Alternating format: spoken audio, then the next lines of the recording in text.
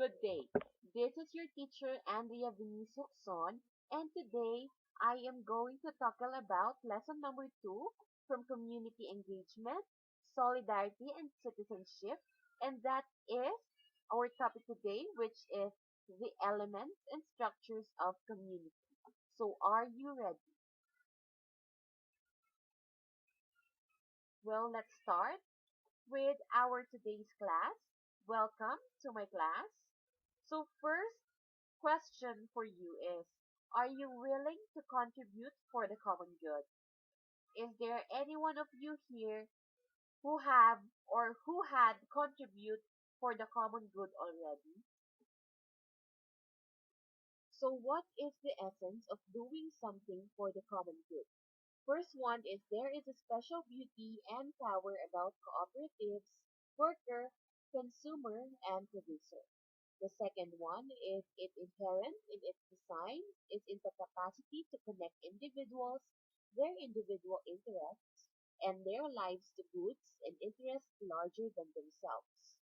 The last one is this happens in the bonding between cooperative work partners as they share the intimacies, values, hopes, and productive efforts of their work lives.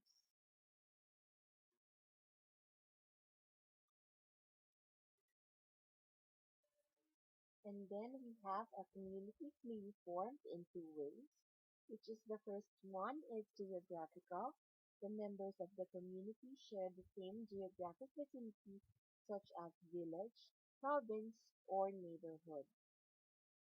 So, geographic focus can include counties, cities, or towns, neighborhoods, schools, or other governmental districts, or a collection of zip codes.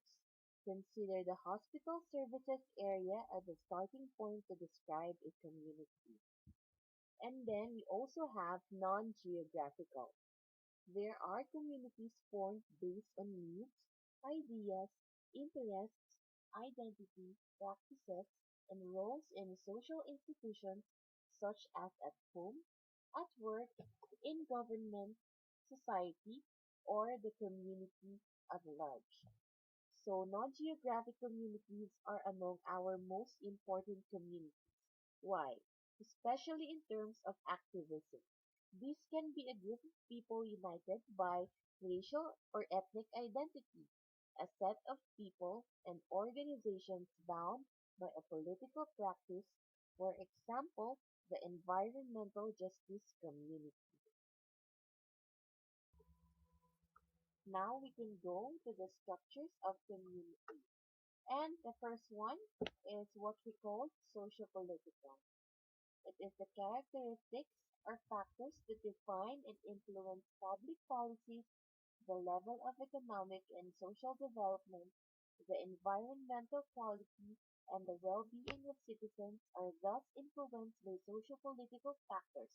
So we have our leaders, for example, in a certain city, we have our mayors, our vice mayors, our councilors that makes our environmental qualitative and the well-being of the citizens. For example, we have our own barangay health sectors. We have our free vaccine, free checkups, and that was led by public uh, leaders. The second one is economics. It is a term that describes the changing balance of output trade incomes and employment grown from different economic sectors. So, from the primary, we have farming, fishing, mining, and etc. To secondary, we have manufacturing and construction industries. And then we have tertiary and quaternary sectors, which are tourism, banking, and software. And then the last one is we have cultural.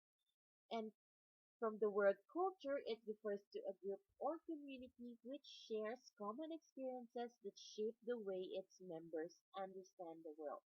It includes groups that we are born into, such as race, national origin, gender, class, or religion. It can also include a group we join or become part of. So, for example, if you are Filipino, you have our own culture. You have our own costume or national costumes. You have your own race. You have your own color. If you are an American, then that's another story.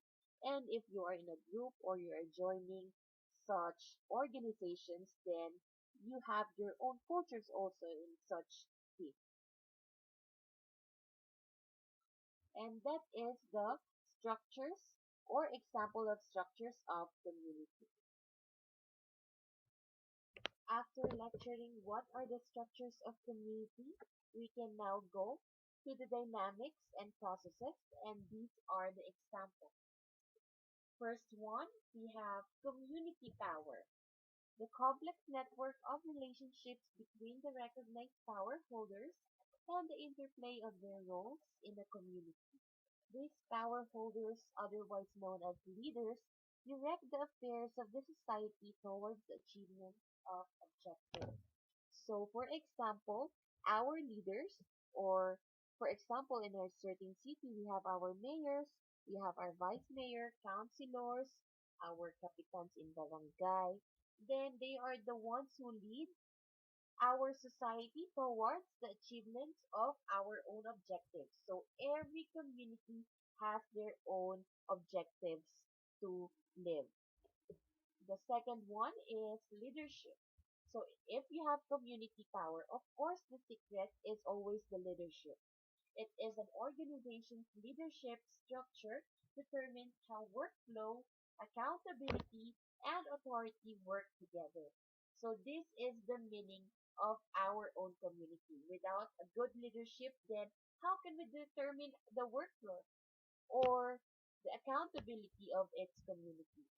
It is an hierarchical leadership employs a top-down, pyramid-shaped structure with a narrow center of power that trickles down to widening bases.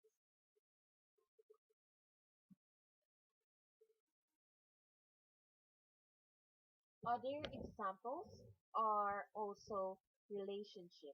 And whenever you say relationship, it is an essential function of any successful business, refers to the various methods companies use to establish and maintain a mutually beneficial relationship with the communities in which they operate.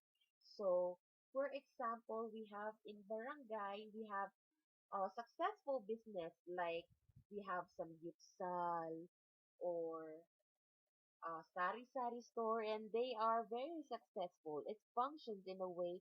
It also gives a beneficial to our community in which they operate. Why? To maintain a healthy and functioning or essential functioning community. And then the last one is social change. So whenever you say change, there is dynamic.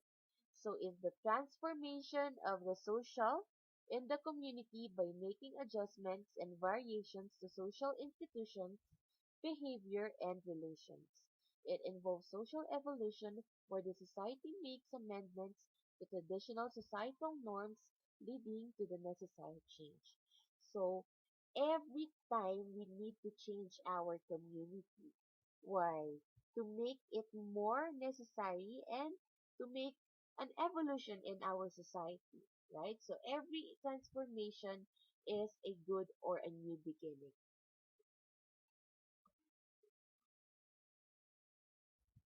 And then let's now define what is a community structure. As we have saw the elements and also the structures, let's now go to what does it mean. And it means the internal structure of an employment area, town, city, neighborhood, or another urban area. It includes the population and housing, jobs and production, service and leisure time areas, along with transport routes and technical networks, their location and relationships. So it is the ecologist term for indicating what organisms are present in a given environment, in what numbers and how they relate to each other.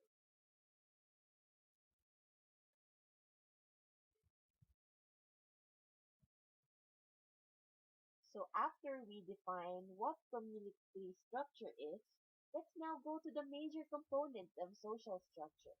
and it includes the first one is culture, and it refers to a member or a group or what kind of culture do you have or identity, race, just like what we've talked about a while ago. The second one is social class, and it means in today's concepts, it often assumes three general economic categories: a very wealthy and powerful upper class that owns and controls the means of production, a middle class of professional workers, small business owners, and low-level managers, and a lower class who rely on a low-paying jobs. And then we also have here the social status of a person or the community. The next one is the role, what kind of role we are having in our certain communities. The next one is the groups. This indicates what kind of organization or group we are in.